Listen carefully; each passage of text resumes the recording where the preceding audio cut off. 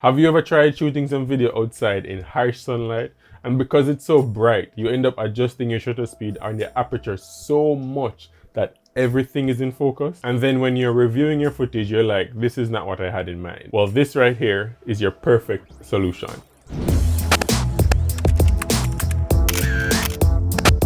Now, this is an ND filter.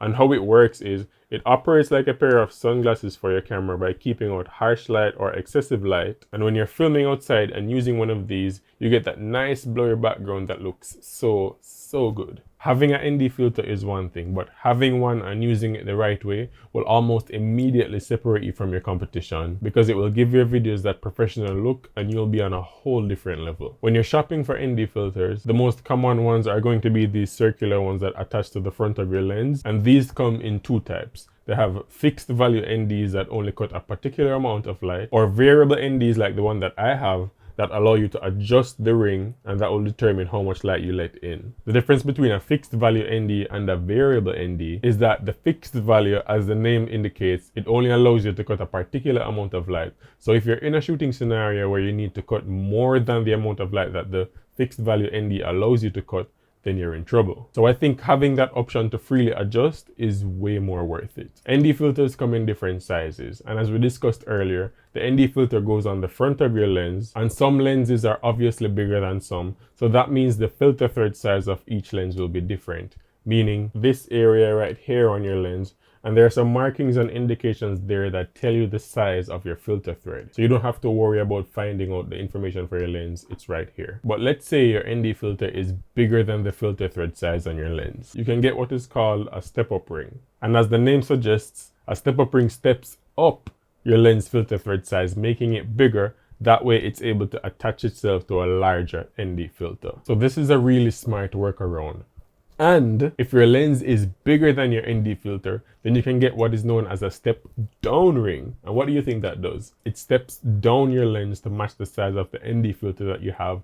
And remember, you can look at the front of your lens to see your filter thread size to know which step down ring to get, which step up ring to get, or which ND filter to get. So you don't have to buy multiple ND filters for all of your lenses. You can buy one ND filter and get multiple step up rings to adapt all your lenses to that one ND filter. Now I'm going to show you how I put my ND filter onto my lens, and then we're going to go outside and record some video with the ND filter and without the ND filter, and then make some comparisons. Okay, so here I have my camera ready to go, and I'm going to put on my ND filter. But before I do that, my filter thread size on this lens is 55mm, and it's indicated by this circle with the line through it that you see me touching right there. And my ND filter is 77mm, so I would need to step up my lens from 55mm up to 77mm. So here's my step up ring. This one is a 55 to 77mm. As you can see, it's indicated here on the outside of the ring. Then I'm going to put my step up ring onto my lens. It's just a simple twist and screw. Then I'm going to twist and screw my ND filter onto my step up ring. And now we're ready to go and shoot some video outside.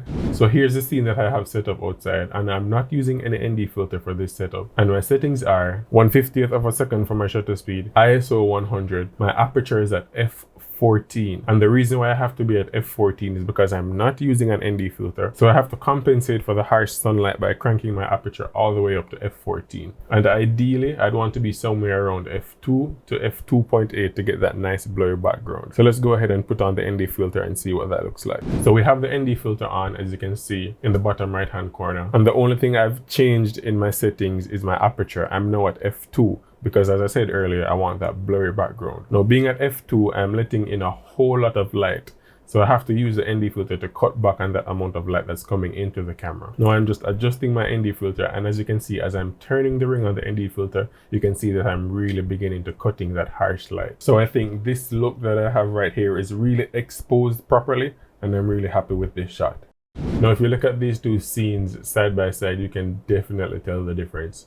Look at how blurred out the background is on the shot with the ND filter versus the one that doesn't have the ND filter. Yes, maybe you could still have used the one without the ND filter, but who really wants to shoot at f14? Definitely not me. And remember, the look you'll get from your lens with or without the ND filter will be different based on the lenses that you're using, because your lenses may be different from mine, and vice versa.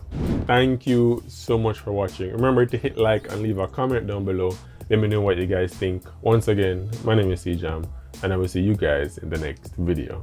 When you're shopping for indie filters, bigger than. We can just put bloopers. Boop, boop, cut to the bloopers.